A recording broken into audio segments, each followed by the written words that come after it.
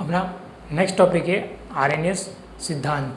RNS सिद्धांत दिया गया था विद्युत अपघटनों के अपघटन से संबंधित ये सिद्धांत है कि किसी इलेक्ट्रोलाइटिक सिस्टम में सेल में यदि करंट दिया जा रहा है तो जो अपघटन है उसका अपघटन किस प्रकार से होता है। तो इस नियम के अन्य नाम भी हैं विद्युत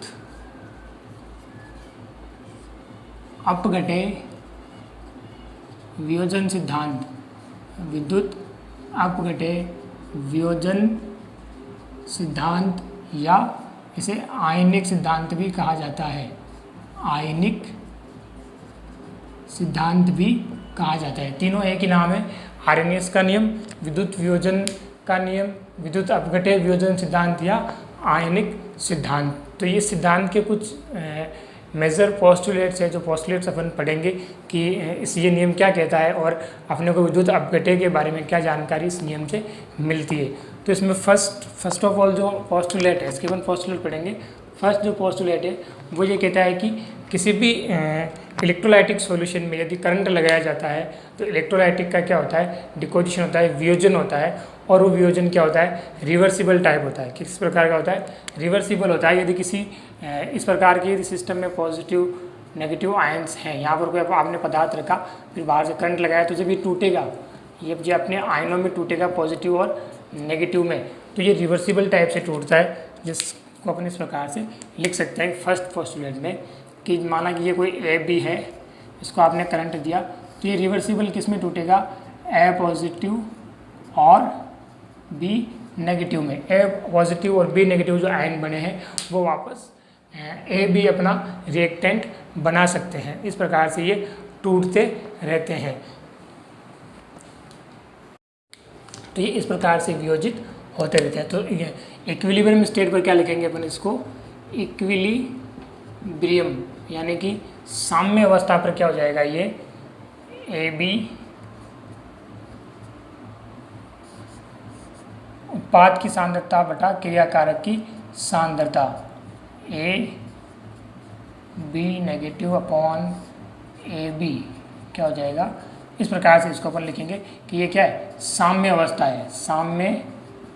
साम्य अवस्था एट इक्विलिब्रियम पर ये क्या है, इस प्रकार का है।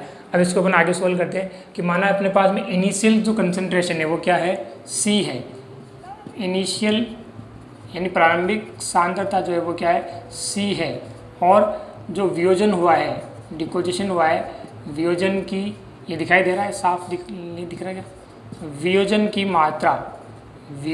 की मात्रा यदि अल्फा है तो इक्विलिब्रियम में क्या हो जाएगा, ये जब इक्विलिब्रियम स्टेट आएगी उस समय अपन इसको क्या लिखेंगे, ए कितना बना है वो बी कितना बना है, कितना बनेगा सी अल्फा, और ए बी कितना बचेगा, ए बी अपना क्या है, रिएक्टेंट है, तो ए बी कितना बचा, तो इनिशियल कंसंट्रेशन इसकी सी है तो ए बी कितना बचेगा, बी बराबर सी वन माइनस अल्फा। तो ये अपने पास में दो मान आ गए अपने पास में रिएक्टेंट और प्रोडक्ट के।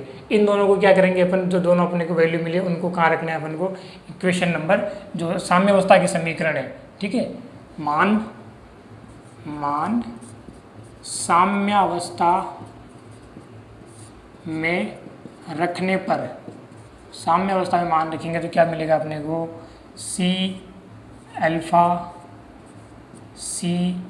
अल्फा अपॉन सी वन माइनस अल्फा। इसको अपन क्या लिख सकते हैं, सी अल्फा स्क्वायर अपॉन सी वन माइनस अल्फा, ठीक है। तो ये क्या आ गया अपना, साम्य अवस्था में मान रखने पर, ये सी कैंसिल हो जाएगा, सी नहीं आएगा, और ये बराबर अपन ने साम्य अवस्था लिखा था इसको के लिख लेते हैं, ये भी क्या है के, ठीक है। तो ये यहाँ तक अपने को मिल गया। अब जो आरएनएस का सिद्धांत है, ठीक है, ये ऑस्टवाल्ड ने दिया था। तो ऑस्टवाल्ड के अनुसार क्या है कि जो वन माइनस अल्फा है, अगर इनिशियल कंसंट्रेशन 1 है उसमें से अल्फा कम हुआ है तो क्या होगा कि जो वियोजन की मात्रा होती है वो कम होती है। क्या होती है, दुर्बल अपघट्यों के लिए 1 माइनस अल्फा, या ऐसे लिख ले डायरेक्ट, दुर्बल अपघट्यों के लिए वियोजन की मात्रा बहुत कम होती है, बहुत कम होती है, बहुत कम होती है, मतलब अपन लिख सकते हैं कि 1 माइनस एल्फ़ा लगभग बराबर किसके, 1 के बराबर है। तो अपन इस चीज़ को क्या लिख सकते हैं, के बराबर, ये क्या हो जाएगा, लगभग 1 बचेगा तो हो जाएगा के बराबर सी अल्फ़ा स्क्वायर, क्या हो जाएगा, के सी अल्फ़ा स्क्वायर विद्युत वियोजन सिद्धांत के अनुसार। बराबर क्या हो जाएगा, अंडर रूट के अपॉन सी, एल्फा बराबर अंडर रूट के अपॉन सी। ये जो इक्वेशन मिली इसे क्या कहते हैं,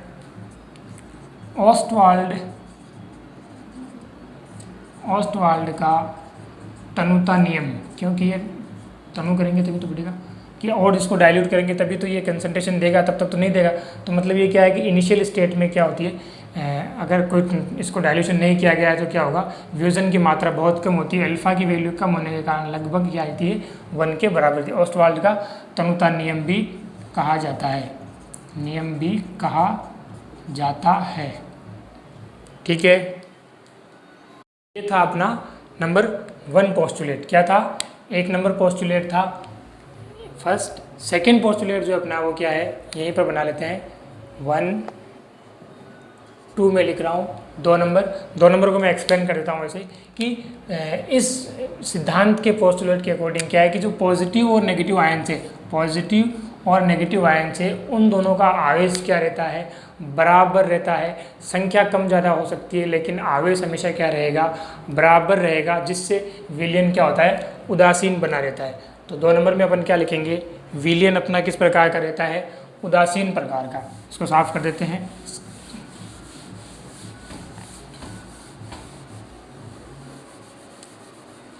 ए और बी जो धनायन और ऋणायन बने हैं, इन पर संख्या कम ज़्यादा हो सकती है, आवेश क्या रहता है, बराबर रहता है, आवेश बराबर होता है, किसका, धनायन और ऋणायन का, जिससे विलयन उदासीन रहता है, जिससे विलयन उदासीन रहता है। यानी कि ना तो ये एसिड टाइप का होगा ना बेस टाइप का होगा, न्यूट्रलाइज होगा, कि विलयन क्या है, एक तरीके से उदासीन है, उसमें पॉजिटिव और नेगेटिव की संख्या बराबर है, सॉरी आवेश क्या है, बराबर है। तीसरा जो पोस्टुलेट है अपना वो ये है कि विलयन में पॉजिटिव और नेगेटिव जो आयंस पाए जाते हैं वो फ्री मूवमेंट करते हैं। जैसे कि इस सेल में अपन ने दिखाया है कि ये क्या कर रहे हैं, फ्री मूवमेंट कर रहे हैं, रेंडमली, कोई इधर जाए कोई इधर जाए कोई इधर जाए चाहे इधर जाए। लेकिन जो ही इलेक्ट्रिसिटी लगाई जाती है इनकी क्या हो जाती है, एक फिक्स डायरेक्शन हो जाती है कि पॉजिटिव वाले किधर जाएंगे, नेगेटिव के इलेक्ट्रोड की तरफ, और नेगेटिव वाले किधर जाएंगे, पॉजिटिव इलेक्ट्रोड की तरफ जाएंगे। तो इलेक्ट्रिसिटी ने क्या काम किया है, बाहर से जो करंट लगाया उसने क्या काम किया है, इनको डायरेक्शन देने का काम किया है, ठीक है। तो पोस्टुलेट ये कहता है, ये नियम ये कहता है कि आवेश क्या होते हैं कि फ्री मूवमेंट करते हैं, करंट लगाने पर सिर्फ दिशा प्राप्त करते हैं, उत्पन्न नहीं होते हैं। तो थर्ड पोस्टुलेट ये है कि आयनों का दिशा निर्धारण विद्युत द्वारा होता है, विद्युत से होता है, जबकि आयन उत्पन्न नहीं होते हैं, वे पहले से वियोजन के कारण विलयन में उपस्थित होते हैं। यानी कि जो ही अपन ने इसमें माना कि NaCl डाला, NaCl डाल करके इसमें पानी मिलाया तो क्या हुआ, Na पॉजिटिव और Cl नेगेटिव में टूट गया। अब यदि करंट नहीं लगाते हैं तो भी NaCl इसमें Na पॉजिटिव और Cl नेगेटिव है, किसके कारण है, वियोजन के कारण। वियोजन इसका सेल्फ वियोजन हो गया है पानी में डालने से। अब यदि इसमें क्या लगाया जाता है, विद्युत लगाया जाता है, तो सिर्फ इसकी दिशा निर्धारण होगी कि किसको किधर जाना है, पॉजिटिव की तरफ जाना है, नेगेटिव की तरफ जाना है। आयन इसमें क्या होंगे, अब नए आयन उत्पन्न नहीं होंगे। अब नए आयन उत्पन्न तभी हो सकते हैं जब इसको और तनु किया जाए या फिर तनु किया जाएगा तो जो बचा हुआ NaCl है वो भी क्या होगा, वियोजित हो जाएगा, लेकिन विद्युत के कारण वियोजित नहीं होते हैं। अब 3 पोस्टुलेट अपन पढ़ चुके हैं कि वियोजन की मात्रा के आधार पर, ठीक है, दूसरा अपना था आवेश बराबर होता है, तीसरा था दिशा निर्धारण होता है, विद्युत नए आयन उत्पन्न नहीं करती है, चौथा जो अपना पोस्टुलेट है वो होता है वियोजन की मात्रा। जैसे कि अपन ने यहाँ पर एक देखा था कि NaCl यदि अपन ने लिया है तो NaCl का कोई ज़रूरी नहीं है कि पूरा तरीके से वियोजन हो जाए उसका और पूरे पॉजिटिव और नेगेटिव आयन्स बन जाए। हो सकता है इसमें से फर्स्ट टाइम जो अपन ने विलायक मिलाया था उसमें उसके कारण पूरा NaCl वियोजित नहीं हुआ हो, किसी भी कारण से वो रह सकता है। तो जितना वियोजित हो गया है वो क्या कहलाती है, वियोजन की मात्रा। यानी वियोजन की मात्रा क्या होती है, विलयन में वियोजित अपघटे यानी कि कैटायन एंड एनायन क्या होते हैं, वियोजन की मात्रा होती है। जो बच गया वो क्या है, इलेक्ट्रोलाइट से अभी भी अपनी इनिशियल स्टेट में है, वो एक साम्य अवस्था में हो सकता है या फिर बिना साम्य अवस्था की भी हो सकता है, लेकिन वो उपस्थित है विलयन में, अभी भी क्या हुआ है, आयनों में नहीं टूटा है। तो जितना टूट गया है वो क्या कहलाते हैं, आयनों में वियोजन की मात्रा। तो ये वियोजन की मात्रा जितनी ज़्यादा होगी उतनी क्या होगी, चालकता भी अधिक होगी, क्योंकि जितने पॉजिटिव और नेगेटिव आयन ज़्यादा बनेंगे उतने क्या होगा, चालकता का मान में वृद्धि होगी। तो ये किस पर डिपेंड करता है कि वियोजन की मात्रा ज़्यादा होगी या कम होगी। इसको कुछ कारक प्रभावित करते हैं जो मैंने आपके सामने लिख दिए हैं। अपघटय की प्रकृति, विलायक की प्रकृति, अशुद्धियाँ, सांद्रता और ताप, तो ये 5 फैक्टर है। अपघटय की प्रकृति अपन देखते हैं कि प्रबल और दुर्बल अपन ने देखा था, ठीक है। यहाँ पर स्ट्रॉन्ग और वीक शब्द काम में लेंगे कि प्रबल विद्युत अपघटय, जो प्रबल अपघटय होते हैं, प्रबल अपघटय वे आसानी से अपघटित हो जाते हैं, या फिर कहें कि 100% या अप्रॉक्सीमेट 100% वो क्या हो जाते हैं, वियोजित हो जाते हैं। जैसे कि NaCl है तो इसकी बहुत कम संभावना है कि ये NaCl फॉर्म में बचेगा, ये पॉजिटिव और नेगेटिव आयंस में टूट जाएगा, ठीक है। जबकि दुर्बल अपघटय जो होते हैं, दुर्बल अपघटय क्या होते हैं, वियोजन की मात्रा कम होती है। दुर्बल अपघटयों में कम वियोजन होता है, ठीक है। तो इनको वियोजन करने के लिए फिर बाहर से अपन को एक्सटर्नल फैक्टर काम में लेने पड़ते हैं। दूसरा होता है कि विलायक अपन ने किस तरीके का काम में लिया है कि विलायक यदि सॉल्वेंट को घोलने वाला है, ठीक है, सॉल्वेंट यदि सॉल्यूट को घोलने वाला है, उसके नेचर का है, तब तो वो घोल लेगा, क्योंकि समान को घोलता है। अपन ने पढ़ा था कि आयनिक विलायक आयनिक यौगिकों को घोलते हैं और कार्बनिक विलायक कार्बनिक यौगिकों को घोलते हैं। तो यदि जो भी विलायक लिया है, यदि वो पोलर है या नॉन पोलर है, और अपन को काम में लिया जाने वाला जो इलेक्ट्रोलाइट्स है वो पोलर है या नॉन पोलर है, उस पर डिपेंड करता है। एग्जाम्पल, अपन जल में यदि CH3COH एसिटिक एसिड डालते हैं तो इसका कम होता है, जबकि इसी को किसी ऑर्गेनिक सॉल्वेंट में डाल दें तो ये आसानी से सोल्यूबल हो जाता है। तो ये फैक्टर क्या करते हैं, विलायक की प्रकृति भी क्या करती है, वियोजन की मात्रा को प्रभावित करती है। तीसरा है अशुद्धियाँ। यदि जो अपन ने विलायक लिया है और उसमें इलेक्ट्रोलाइट्स डालने वाले हैं, उसमें यदि पहले से कोई आयन प्रेजेंट है तो क्या होगा, वियोजन की मात्रा कम हो जाती है। जैसे एग्जांपल इधर देखें कि NaCl अपन ने सॉल्वेंट लिया, ये यहाँ पर जल सॉल्वेंट है, क्या है, H2 अपना सॉल्वेंट है। अपन को इसमें क्या मिलाना है, NaCl मिलाना है, लेकिन NaCl मिलाने से पहले इसमें क्या है, थोड़े बहुत मात्रा में HCl है, तो इसमें क्या रहेगा, H पॉजिटिव और Cl नेगेटिव पहले से प्रेजेंट है, ठीक है। तो अब Cl नेगेटिव अब क्या बनेगा, Na पॉजिटिव और Cl नेगेटिव बनेगा।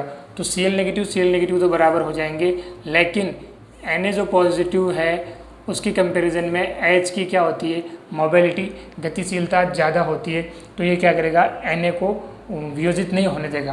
अब Na को इसके चक्कर में Na वियोजित नहीं होगा तो इसके साथ में क्या होगा, Cl भी वियोजित नहीं होगा, और NaCl क्या रह जाएगा, पूरी तरीके से वियोजित हुए बिना रह जाएगा। यानी कि इसमें भी वियोजन की मात्रा ही होगी, पूरी तरीके से वियोजन नहीं होगा, कुछ मात्रा इसकी बच जाएगी, जो अपघटित हो जाएगी वो क्या कहलाएगी, वियोजन की मात्रा। फोर्थ होता है अपना फैक्टर सांद्रता। विलयन जितना अधिक तनु होगा, तनुता बढ़ाने पर चालकता बढ़ती है। चालकता बढ़ती है। चालकता क्यों बढ़ती है? आयनों की संख्या के कारण। आयनों की संख्या क्यों बढ़ते हैं? वियोजन के कारण। तो क्या होगा? तनुता बढ़ाने पर वियोजन भी बढ़ेगा। और क्या होगा? टेम्परेचर। यदि मैं इसको नहीं सॉल्युबल हो रहा है, थोड़ा सा इसको टेम्परेचर दे देता हूँ। 25 डिग्री तो अपना नॉर्मली होता ही है, स्टैंडर्ड कंडीशन है, लेकिन उससे ऊपर मैं इसको थोड़ा सा और टेम्परेचर दे दूँ तो ये क्या हो जाएगा? ताप बढ़ाने पर वियोजन की मात्रा बढ़ जाती है। तो टेम्परेचर बढ़ेगा तो वियोजन की मात्रा भी बढ़ जाएगी। तो ये 5 फैक्टर है जो वियोजन की मात्रा को प्रभावित करते हैं। ये अपना क्या था? Postulate number 4। देखिए, आरएनए सिद्धांत के अपने पोस्टुलेट पढ़ लिए हैं। तो आरएनए सिद्धांत के कुछ सीमाएं भी है। ये सिद्धांत ये कहता है कि वियोजन होता है, वियोजन की मात्रा होती है, जो आयन बनते हैं वो इलेक्ट्रिसिटी के कारण इलेक्ट्रोडों की तरफ जाते हैं। तो उसने अपना सिद्धांत दे दिया। ये ठीक है, एक सिद्धांत है, लेकिन इस सिद्धांत में कुछ कमियां भी है। ठीक है, वो कमियां कौन कौन सी है? फर्स्ट जो कमी है वो ये है कि सांद्रता के आधार पर, सांद्र विलयन की चालकता है, उसके आधार पर अपन ने क्या निकाला? अल्फा का मान निकाला, वियोजन की मात्रा।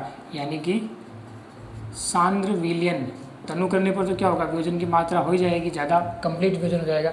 सांद्र विलयन की जो चालकता है वो किस पर डिपेंड करती है? वियोजन की मात्रा पर डिपेंड करती है, अल्फा पर।